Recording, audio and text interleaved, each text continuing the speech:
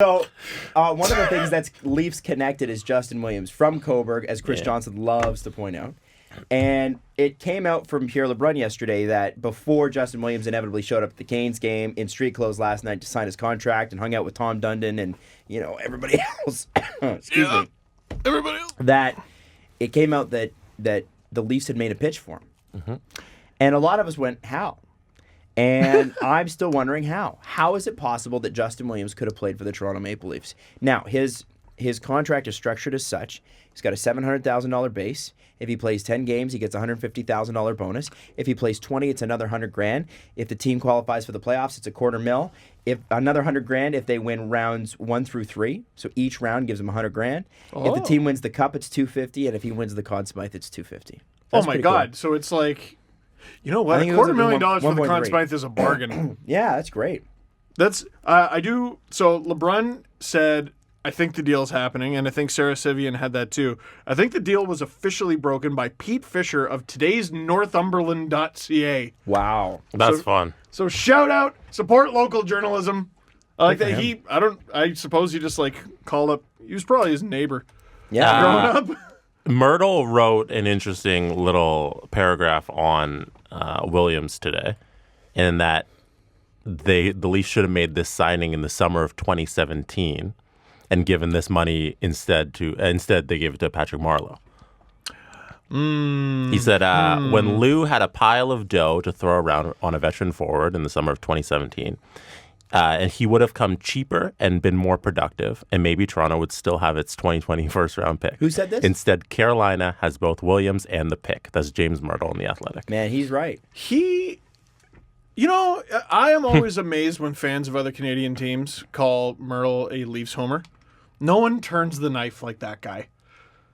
No? Nobody turns the knife. Every time after they lose, his first tweet ruins my night. Whatever it is, no matter what. I'm like, thanks, James! Because it's something honest, and you're like, damn it, I don't want to admit that to myself. He goes through all the layers and just goes right into your subconscious and just goes, katana! And just friggin' stabs you in the brain. Hey, where's your feelings at the katana? And he just friggin' Mortal Kombats you right in the feelings. It's the worst. You're the worst, Myrtle! And I'll tell you why you're the worst for $4.95 a month. All right? It's coming up. It's one of our upcoming stories. Yeah. You won't believe it. So, this season, they could have totally added Williams, but it just would have pushed the bonuses to next year because they're not LTIR. Right. So then all of this makes the cap crunch next season. But this season, who cares if you're going for it? Yeah, go it for doesn't broke. really matter. And I mean, to me, I guess with the Leafs too, I feel like they'd be able to find a way out of it easier next season when they've got a whole bunch of cap space coming. But, Justin Williams, outside of a Canes jersey at this point, would just not make any sense to me. He needs to be in Carolina. That's where he should be. Otherwise, it wouldn't look right. However, with the Leafs, I respect the fact that they're always trying. And, people will be like, well, they need a defenseman first. And you'd be right. But here's what Justin Williams costs. A couple performance bonuses.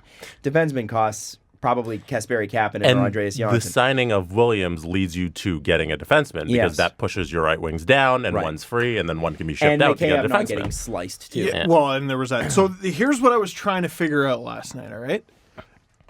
The Leafs signed Williams. Where the hell does he even play? So here's my best guess.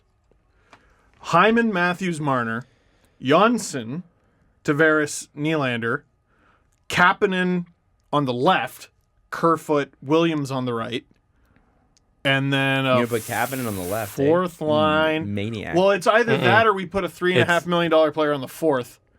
And I don't know. Why don't you put no Kapanen's somewhere else and your defenseman's on your back end. You're probably moving him. I mean, without making a trade though.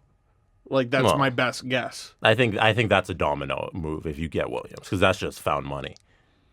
But now are you going to trade a fast, young, useful player who you've locked up semi-long term, we'll say medium term, for an old guy who hasn't played all year, who you signed for this cup run only? What's your return? If that move doesn't happen until I'm like, okay, I'm getting this defenseman that we've been begging for the last 3 years. Does Kapanen get you that defenseman? Maybe. It's Kapanen plus. Yeah. We're not talking about just Kapanen. We're not one. Well, Kapanen plus first round pick. Now we're we don't have that first round pick. Right? So Okay, Steve. this trade I don't think exists. That everyone's talking about. Oh, Pietrangelo. Well, I don't think For what, Bracco? I don't think. Why would the St. I still don't understand. Why would the reigning Stanley Cup champions trade their captain? They're not. I don't get that either. I don't understand that. I can't yell as loud. I'm losing my voice here, but I'm telling you, I'm with you on that. I don't know if Pietrangelo is the guy. I'm just saying there might be other guys out there. There might have been another deal out there. It sounds like they were sniffing. So, and if one thing we know about NHL GMs is that somebody's going to make a bad deal. You know? oh yeah. There's always somebody out there who's going to make a trade. Jeff I hate Petrie. January. January is just in the Jeff way Petrie's of the a trade name, too. deadline. It's just in the way. Friggin' January. It's the hangover of months. I'm a time traveler, but I do know that we're going to talk about Jeff Petrie with Eric Engels, right shot defenseman. I saw that suggested Habs falling. today. No, you don't make that trade with a division rival again because they'll just steal your lunch money again. You want to pay Thomas McCannis cost you, what was it, a second round pick and 2 prospects? I don't think so. Well, there was Valiev, who's not much of a prospect, but still. Right. Okay. And Kirby Reichel, who wasn't much of a prospect either. Still, okay, the second round pick. And 2 You warm walk back bodies. those prospects real quick. Pretty fast. I thought they had a good one in there. As a former They did first not. round pick in Kirby Reichel. So It's true. That is true. yeah. It's a Anyway, laugh. the reality is it's nice that the Leafs made a pitch. I'm just happy that they're in on him. I don't think that they would have expected that Justin Williams was going to come here. If It you're would a have guy- been cool, but I think it's way better that he's in Carolina. It doesn't make sense to be here. If you're a guy like Kapanen or even like potentially Nylander, because he's been so good, Nylander and Marner, both on the right, do you look at that rumor and go, why? Yeah. What the hell? I think you probably look at it and go, good, more support, more Right. people, more leadership. I don't think that can hurt. I don't think players look No. at it that way. I think if you're a fourth line guy, you're probably like, well, I guess I'm going back to the Marlies. But if you're any of those other guys, they're secure. They got their deals, man. They're going to be there.